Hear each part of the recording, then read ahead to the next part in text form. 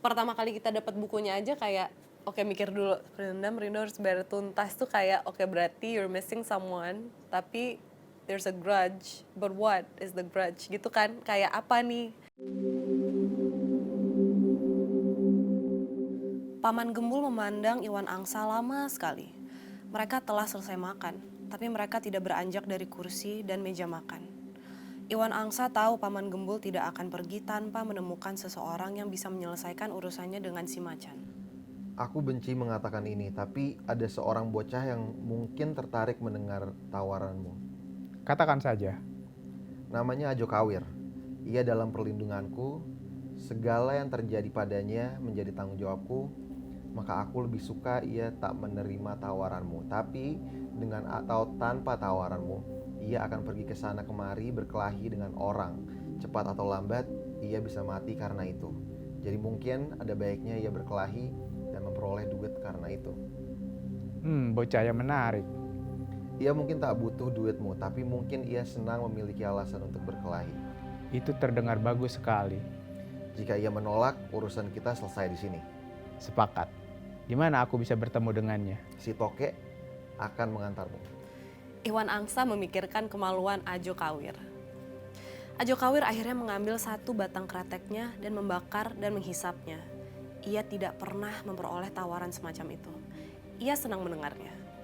Tangannya sampai bergetar karena kegirangan dan ia harus menenangkan diri. Kamu hanya perlu melenyapkannya tanpa jejak. Seolah-olah si macan tercebur ke kawah anak Krakatau dan tak berminat untuk kembali lagi. Tahu di mana anak Krakatau? Aku tak sedungu itu. Paman Gembul tertawa. Ada banyak duit jika kamu bisa mengirimnya ke kawah anak Krakatau. Dengan kata lain, membunuhnya. Ya, membunuhnya tanpa jejak. Film silat dan film-film yang martial arts gitu zaman dulu itu banyak mengandung unsur toxic masculinity nggak? Sangat banget. Ya kan? Ya, banget. Kayak kalau nonton sekarang lu bakalan menyayangkan kayak I wish that never happened, tapi gue suka sih sebenarnya konsepnya gitu. Iya nggak? Sering memikirkan hal itu, termasuk ketika menuliskan ini, karena tema besar dari novel ini kan emang maskulinitas gitu. Dan aku ngerasa ini cocok banget gitu dengan semacam universe-nya cerita silat. Bahkan novel-novel horor. Kalau kita lihat novel horor di tahun 80-an, hampir 90% kan hantunya cewek gitu. Iya. Apa dengan cewek ini kenapa jadi teror gitu loh. Satu pagi ia melihat Iteng menggigil. Ada apa? Iteng tidak menjawab dan terus menggigil. Iteng turun dari tempat tidur dan pergi ke kamar mandi. Ajo Kawir buru-buru menempahkan sambil bertanya. Kamu sakit? Iteng tidak menjawab. Iteng muntah di kamar mandi. Ajo Kawir membuatkannya air hangat, sekiranya Iteng mau mandi. Ia juga menyeduhkan teh dan membawanya ke tempat tidur, tempat Iteng kemudian berbaring. Ia berdiri selama beberapa saat di tepi tempat tidur. Tapi Iteng tetap berbaring, meringkuk, dan membelakanginya. Di luar gerimis sedang turun. Ia melihat Iteng setengah berlari dari arah jalan menuju rumah. Ajo Kawir buru-buru membuka pintu.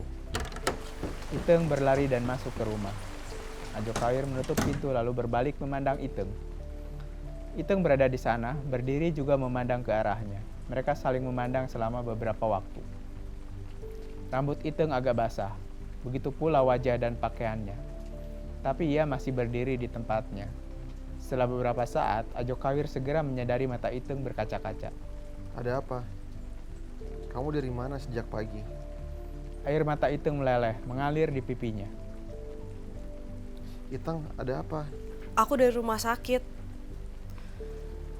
Aku hamil. Hah? Apa? Iteng tertunduk dan terduduk di kursi. Ia menangis dan menyembunyikan wajahnya. Di sela isaknya ia mengatakan sesuatu, tapi Ajo Kawir tak mendengarnya dengan jelas. Iteng, katakan siapa? Siapa? Bau Iteng terguncang-guncang. Ajo Kawir berbalik, membuka pintu dan membantingnya. Ia berjalan meninggalkan rumah itu, menerobos gerimis. Kita pernah bertemu di pemotongan kayu di Cijaro. Seperti yang aku janjikan, aku datang untuk membawa kabar tentang si macan. Si macan bilang ia tak ingin melakukan duel denganmu. Ia sudah lama tak lagi berkelahi. Ia telah mundur dari dunia seperti itu. Mata Ajo Kawir memandang lelaki itu. Mata yang kemerahan dan giginya bergemelutuk. Aku tak peduli, aku ingin berkelahi dengannya.